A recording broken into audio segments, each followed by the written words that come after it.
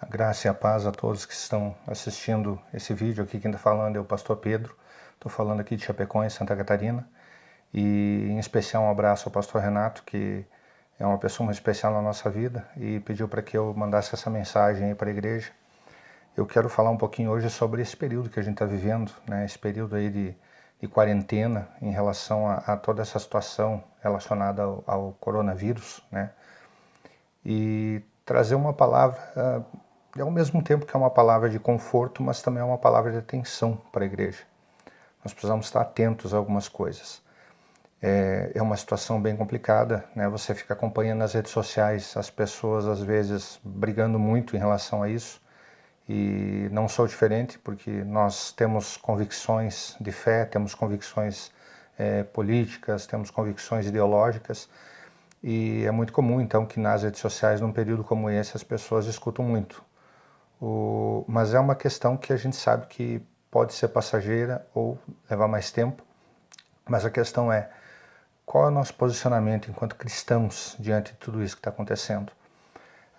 Eu imagino que os irmãos que estão acompanhando, todos já têm alguma caminhada de fé. Aqueles que são novos na fé também podem depois conferir isso na Bíblia. Mas a Bíblia nos ensina em vários momentos, né, que todas essas situações que estão acontecendo, elas são chamadas de princípios das dores, que aconteceriam nos últimos dias. Mas o curioso é que, de acordo com o contexto bíblico, os últimos dias, né, dentro daquilo que a gente aprende nos evangelhos, eles se estendem desde a morte e ressurreição de Jesus até os dias atuais e até a segunda volta dele, na verdade. Então, em todas as eras da igreja, todas as épocas em que a igreja viveu, nesses 2000 anos de existência da fé cristã, nós podemos dizer que os cristãos viveram a fé como sendo os últimos dias. Porque a volta de Jesus, ela é uma volta iminente. A palavra iminente significa prestes a acontecer.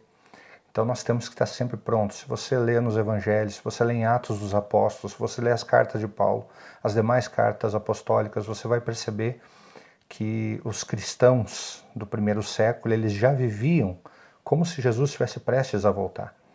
Então não é novidade para nós, né? Mas nos últimos tempos a gente vê que tem se acentuado esses sinais. E os textos que nós lemos na Bíblia, a gente sempre percebe isso. Você vai ver ali nos evangelhos, o livro de Lucas, né? Lucas capítulo 21, a partir do versículo 9, que fala dos princípios das dores, né? Que se levantará nação contra nação, reino contra reino, né? Todas aquelas situações que são descritas ali. Então não há uma novidade, vamos dizer assim, para nós nas épocas atuais. Mas é curioso que toda vez que isso acontece, surgem muitas interpretações. Alguns mais radicais dizem que não, vai acontecer amanhã, né? Como o pastor Renato falou no domingo, nós não temos como estipular uma data. Deus não deixou isso por escrito. Você pode investigar biblicamente que não há uma data específica para isso. O próprio Jesus disse que não pertence aos homens saber as estações, né, que Deus escolheu conforme a sua própria vontade. Mas nós temos que ficar atentos aos sinais. Mas nós temos que ter cuidado, ter muita prudência, né? Temos que ter o pé no chão. Nossa mente tem que estar em Deus, tem que estar no céu, né, nas coisas celestiais, nas coisas espirituais, mas nós temos que ter os pés no chão. Quando Jesus orou pelos discípulos, ele pediu ao Pai, ele disse assim: não peço que os tires do mundo, mas que os livres do mal. É isso que nós temos que ter em mente, que nós tenhamos que ter uma vida tranquila, uma vida em paz, pedir a Deus que nos livre do mal, sim, mas ter consciência de que nós ainda estamos aqui, ter consciência que nós ainda temos que dar um bom testemunho, e eu creio ainda que há muitas pessoas que precisam ser alcançadas pelo Evangelho. Então a gente tem que ter um certo cuidado em relação a isso. Eu lembro que em 2004, quando aconteceu um tsunami na região da Indonésia, acho que talvez o maior tsunami da nossa era, do século XXI, foi um tsunami muito grande, morreram aproximadamente 230 mil pessoas, né? E eu lembro que em muitas pregações, muitos pastores, eu ouvi falar muito sobre isso. do texto do Evangelho, o próprio Evangelho de Lucas, no capítulo 9, se eu não me engano, é lá pelo versículo 25 que fala sobre diz mais ou menos assim, as nações em perplexidade pelo bramido do mar e das ondas. E esse texto ficou muito claro para as pessoas que estavam vivenciando aquilo naquele momento. Mas isso foi em 2004, né? Estamos falando aí de muitos anos atrás, são 15 anos atrás. Então, historicamente, 15 anos é muito pouco, mas a gente tem certeza de que esses sinais eles não são os últimos, né? Em 2011 aconteceu outro tsunami no Japão, muitas pessoas morreram também, e novamente eu vi pessoas usando esse mesmo texto, talvez um pouco fora de contexto, se a gente analisar todo o texto bíblico que fala disso. Mas o que eu quero realmente trazer para nós, para a igreja, para refletir hoje, é em relação a qual é a nossa postura como cristão, como nós devemos nos portar numa situação assim. E se você puder pegar na tua Bíblia aí, no Evangelho de Mateus, capítulo 10, no versículo 28, versículo que todos devem conhecer, é um versículo que é bem conhecido, e algumas pessoas, dependendo da forma como leem ele, ficam com medo, né? Ou ficam alegres. Né? Eu espero que você seja aquele que se alegra. Esse texto diz assim: não temais os que matam o corpo, e não podem matar a alma. Temei antes aquele que pode fazer perecer no inferno a alma e o corpo. Por que esse texto é importante? Eu sou professor, né? Trabalho na rede estadual de ensino aqui de Santa Catarina, há alguns anos já. No ano de 2009, 11 anos atrás, eu tive um aluno que tinha 15 anos de idade, e ele era soro positivo, ele tinha AIDS, né? Tinha um HIV positivo, ele tinha AIDS.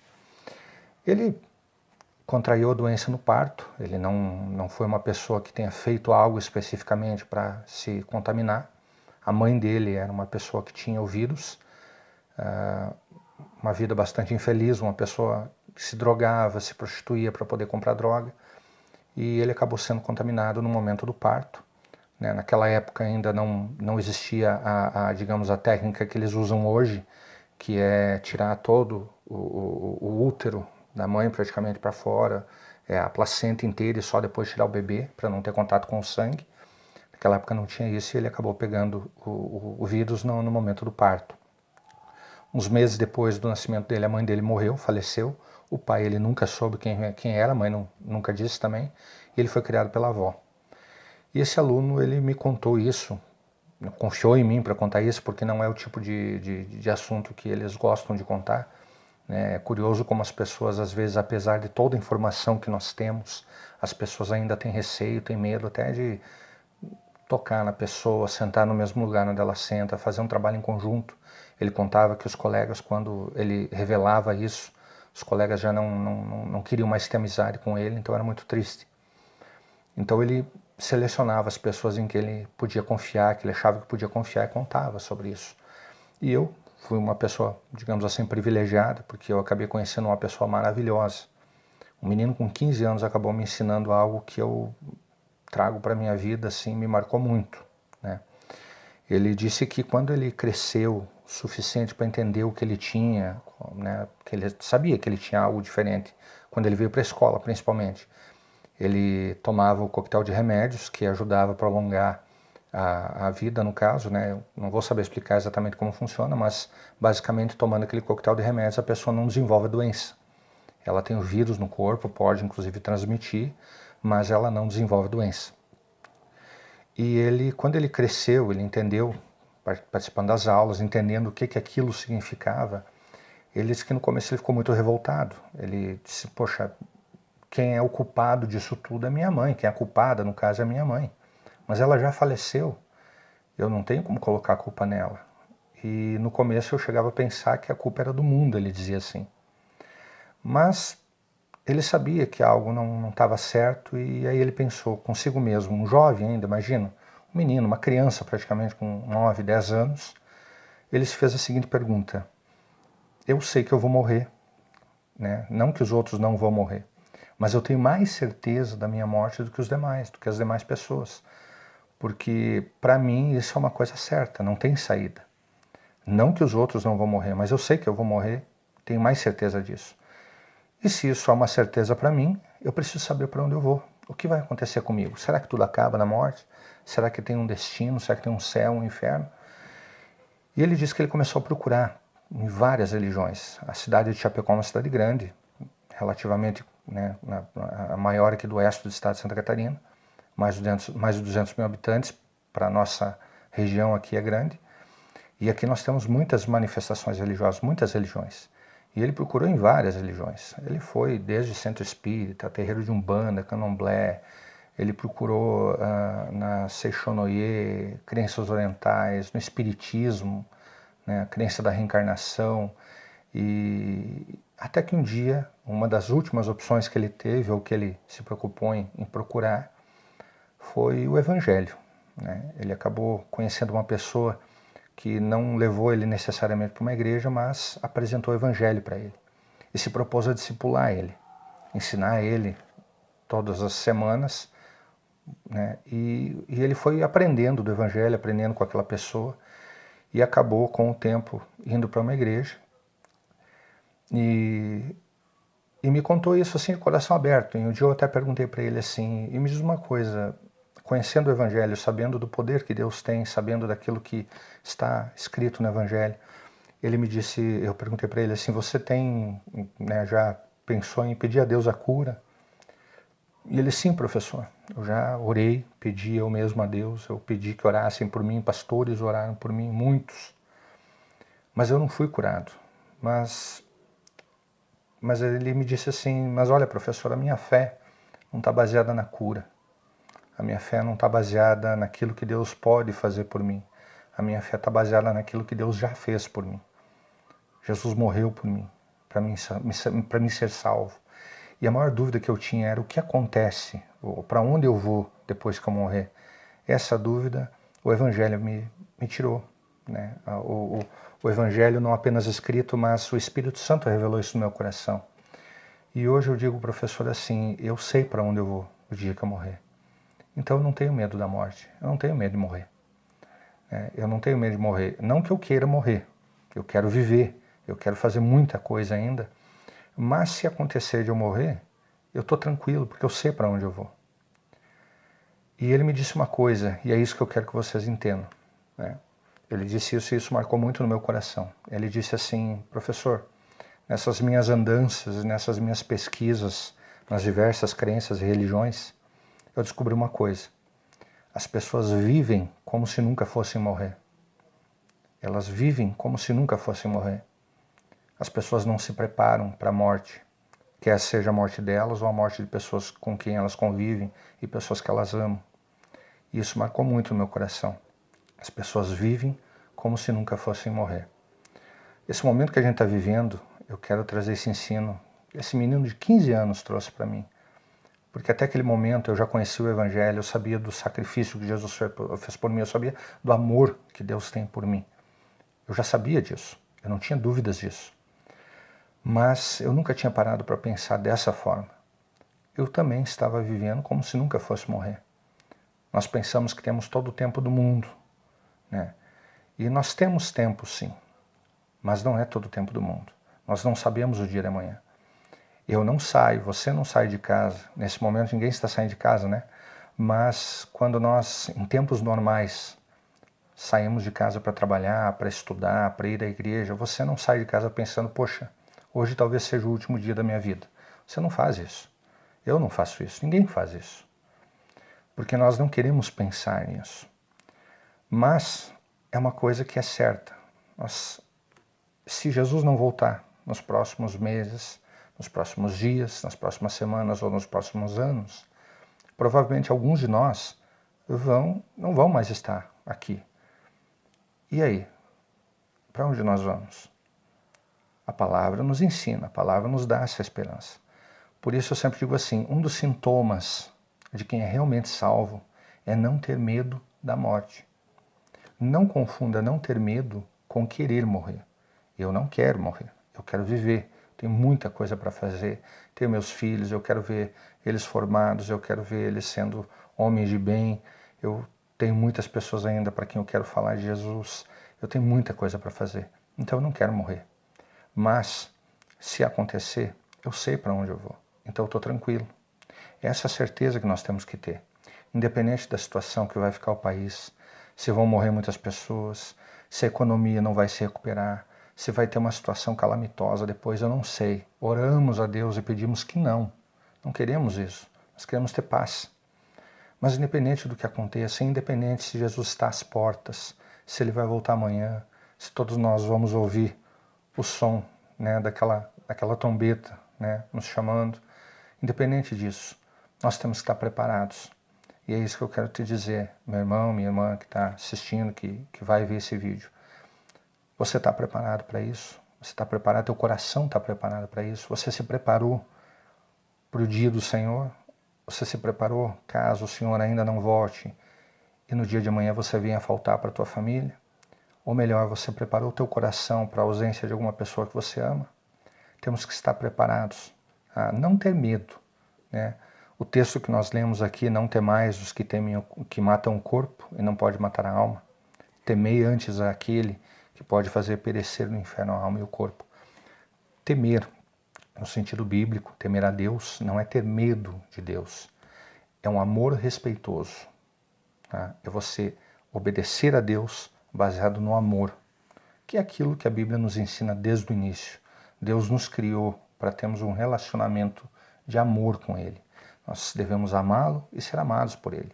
Esse relacionamento é que a Bíblia chama de adoração. Então, temer a Deus é nesse sentido. É a Ele que nós temos que temer.